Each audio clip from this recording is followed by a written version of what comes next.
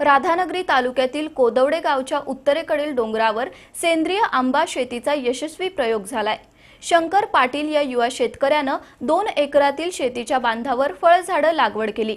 शिवाय अन्य पिकं सेंद्रिय पद्धतीने घेऊन वर्षाला 3 लाख रुपयांपेक्षा अधिक नफा मिळवलाय।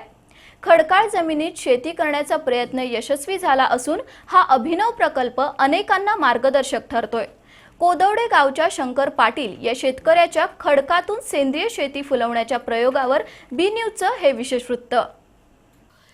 सेंद्रिय शेती म्हणजे अपुऱ्या उत्पन्न, प्रचंड कष्ट आणि त्या तुलनेत नफा कमी अशी शेतकरी वर्गात समजूत आहे। पण कोदवडे इथल्या शंकर श्रीपती पाटील या युवा शेतकऱ्यानं आपल्या डोंगराळ शेतीमध्ये सेंद्रिय शेतीचा प्रयोग यशस्वी केलाय। खडकाळ जमिनीवर 2 एकर जागेत आंबा लागवड केली आहे। स्वतः शासकीय सेवेत असलेल्या शंकर पाटील यांनी शेतीचं प्रेम जोपासलंय। त्यासाठी डोंगराच्या पायथ्याशी विहिरीची खुदाई करून संपूर्ण डोंगरावर ठिबकद्वारे पाणीपुरवठा केला आहे। ट्रॅक्टर आणि जेसीबी मार्फत जमिनीचं सपाटीकरण करून ज्या खडकाळ डोंगरावर केवळ गवत उगवायचं तिथं हिरवीगार शेती फुलवली आहे। शंकर पाटील यांनी 15 वर्षांपूर्वी वेंगुर्ले केंद्रातून हापूस, केसर अशा विविध प्रकारच्या आंब्यांची रोपं आणली आणि शेताच्या बांधावर लागवड केली। शंकर पाटील यांच्या घरच्या मंडळींनी सुद्धा अत्यंत कष्टानं त्या झाडांचं संगोपन केलं। प्रत्येक वर्षी आंबा, फणस, काजू, सीताफळ, आवळा अशी संकरित रोपं आणून शेतीच्या बांधावर लावली। तर काही शेती वाफ्यात ऊस, हत्ती गवत लागवड करून नेहमी रखरखीत दिसणारा खडकाळ डोंगर हिरवागार बनवला। हापूस, केशरी, रत्ना, पायरी या जातीच्या आंब्याची 200 पेक्षा अधिक झाडं आता बांधावर डौलानं उभी आहेत। तर फळभाज्या, मसाले देणारी झाडं सुद्धा तरारून आली आहेत। या पिकांना केवळ सेंद्रिय खतं दिली जातात। 2 एकर शेतीमधून सगळा खर्च वजा जाता वर्षाला 3 लाख रुपयांचं निव्वळ उत्पन्न शंकर पाटील यांना मिळतंय। शिवाय ऊस पीक, भाजीपाला, वैरण यांचं उत्पादनही मिळत असल्याचं शंकर पाटील यांनी सांगितलं। पूर्वी पूर्णपणे डोंगराळ रान होतं।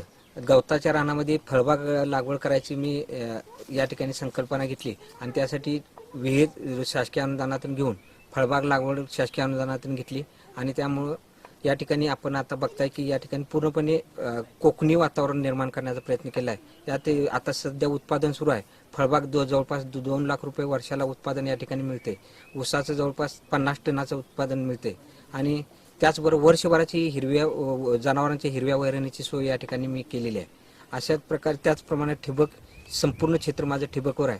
सौर ऊर्जेचा प्रकल्प या ठिकाणी मी राबवलेला आहे आणि पूर्णपणे नैसर्गिक शेती गांडूळ खताचं युनिट आहे आणि असं नैसर्गिक शेती करण्याचा प्रयत्न मी या ठिकाणी। डोंगराळ शेतीमध्ये भात, नाचणी या खरीप पिकांचं फारसं उत्पन्न मिळत नव्हतं। पण शासनाच्या विविध योजनांचा लाभ घेत सेंद्रिय फळझाडं लागवडीचा प्रयोग यशस्वी झालाय। शिवाय गायी, म्हशी पालन करून शेतीपूरक दूध व्यवसाय जोमानं सुरू आहे। त्याबरोबरीनं गांडूळ खत निर्मिती, भाजीपाला यातूनही उत्पन्न मिळत असल्याचं सौरभ पाटील यांनी सांगितलं। बघितलं तर या माध्यमातून आपल्याला वर्षभर जनावरांचा गवताळ चारा होतोय।